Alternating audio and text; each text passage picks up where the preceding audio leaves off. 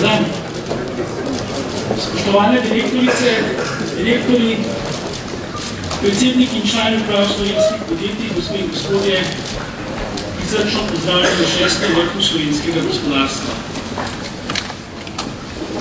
Bomo kar začeli, čeprav smo dobili obvestilo, da je tukaj pri Kranju neka nesreča, ampak upam, da se bomo tudi tisti, ki so v tem zamašku tam obstali, v naslednjih minutah pridružili, da bomo lahko začeli v polni postavi.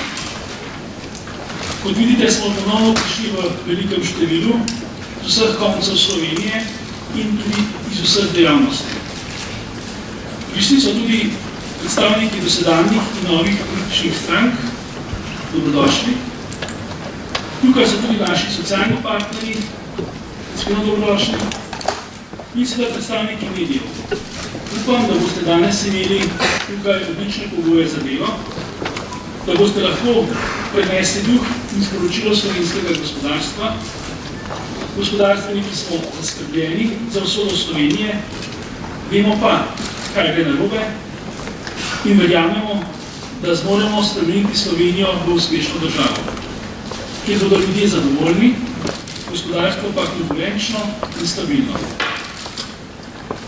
Gospodarstveniki smo pomemben in kot se vidi tudi iz današnjega srečanja aktivni del rešitve. Zato želimo, da bi v predvolilnem času v strankarskih programih in pozneje v zakonih in drugih ukrepih nove vlade gospodarska vprašanja bila prepoznana kot ključna. Iskanje odgovorov na nje pa najpomembnejše za vse stranke. Današnji vrh bo potekal tako, da bomo v prvem delu srečanja v dobrih 2 urah gospodarstveniki spregovorili o svojih težavah, o vzrokih za njih in predstavili predloge, kako iz njih. Že dober mesec potekajo številna srečanja gospodarstvenikov po gospodarskih zbornicah, po območnih zbornicah in panožnih zbornicah, kjer analizirajo naše predloge, naše razmere in iščejo potem tudi rešitve. Vse to smo povzeli v gradivu Poziv gospodarstva slovenskih politiki, ki ga danes tudi dobili. Gradivo je seveda osnova za nadaljne delo in našo razpravo, hkrati pa tudi zelo konkretno. Se na primer jasno spostavlja 14 konkretnih zakonov, ki naj se takoj znajdejo v proceduri. Izpostavlja vrsto drugih pomembnih prioritet, opozarja tudi na takšne zahteve, kot je na primer zahteva po drugačni sestavi vlade in vlogi gospodarskega ministra. Seveda pa bodo gospodarstveniki svoje poglede danes tudi neposredno predstavili. Temeljna izhodišča pa bodo predstavili člani letos novo ustanovljenega predsedstva Gospodarske zbornice Slovenije, ki so tukaj mnogi pred vami, in ki so prav gotovo tako ugledni in pomembni, da si še posebej zaslužijo pozornost naših politikov. V drugem delu srečanja pa bomo za komentar naših misli in stališč poprosili tudi predstavnike političnih strank. Že sedaj vas prosim, spoštovani politiki, da predvsem komentirate to, kar predlagamo, kajti za predstavitev vaših programov in stališč, tudi za kritiziranje programov in delovanja vaših političnih nasprotnikov, boste imeli v prihodnjih mesecih oziroma tednih do volitev več kot dovolj priložnosti pozornosti. Kajti priznati moramo, da so se razmere v zadnjem mesecu v Sloveniji izjemno spremenile. Če še pred kratkim, pred padcem vlade, kazalo, da smo v Sloveniji izgubili zaupanje v politiko, da bo obsednilca na volitvah zmagala pod pozitivnimi programi, pa je vstop novih gibanj in strank prinesel nov veter. Nov veter v celo Slovenijo. Državljanom in državljankam ni vseeno, kaj bo z nami jutri. In kakšna bo naša prihodnost, skrbi tudi nas gospodarstvenike, ki nosimo za to izjemno veliko odgovornost. Saj, kot je dejal Ludwig Erhard, najboljša socialna država je tista, ki zagotavlja dovolj konkurenčnih delovnih mest. Da pa bomo ustvarjali dovolj konkurenčnih delovnih mest, da bodo državljani lahko dostojno živeli, da bodo lahko doma, ne pa nekje v tujini, realizirali svoje talente in ambicije, moramo v Sloveniji marsikaj spremeniti. Spoštovane gospe in gospodje, tako kot je še do sedaj, ne more iti več naprej.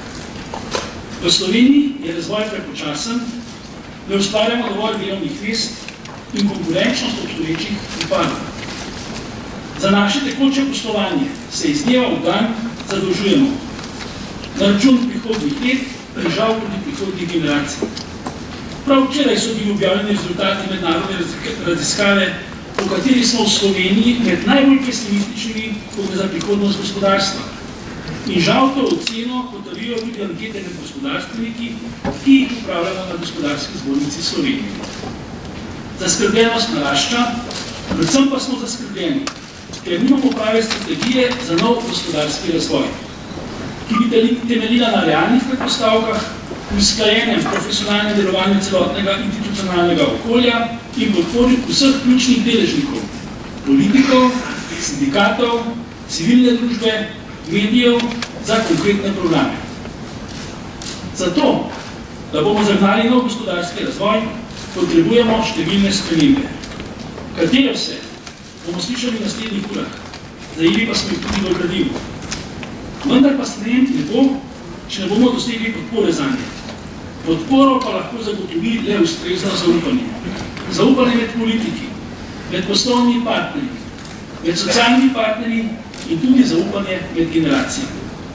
In predpogoj za zaupanje je vladavina prava, delovanje vseh inštitucij pravne države, kot temelj demokracije in predpogoj za tržno gospodarstvo. Tako gospodarstveniki, kot številni drugi po Sloveniji nedelovanje pravne države postavljajo v ospredje težav, ki jih imamo.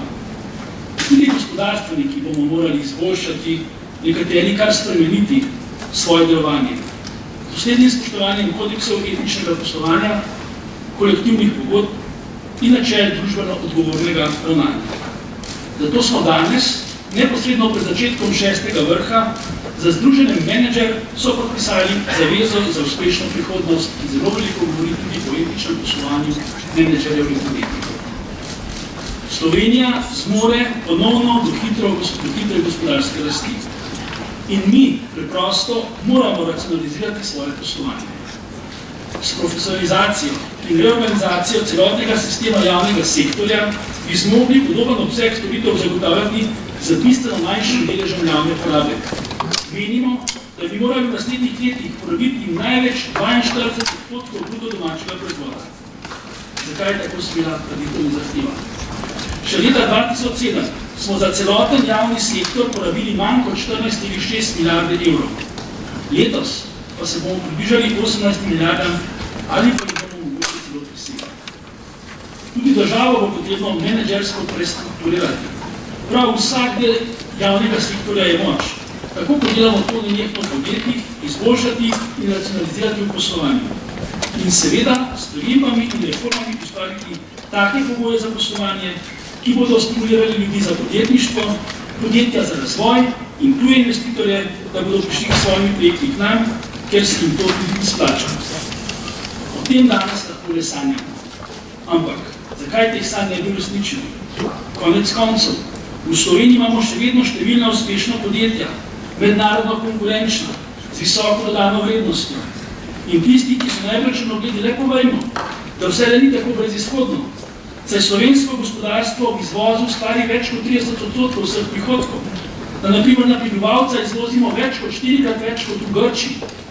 Da živimo v državi, kjer so socialne razlike še vedno med najmanjših na sveti, če to merimo recimo z Gini koeficientom. In da smo celih 13 let v Sloveniji rasti za 2 odstotni točki hitreje, kot je bilo povprečje Evropske unije. Samo 3 leta v teh 13 letih smo rastli predvsem na račun zadolževanja v tujini. Vse ostalo smo rastli na drug način z lastnimi sredstvi.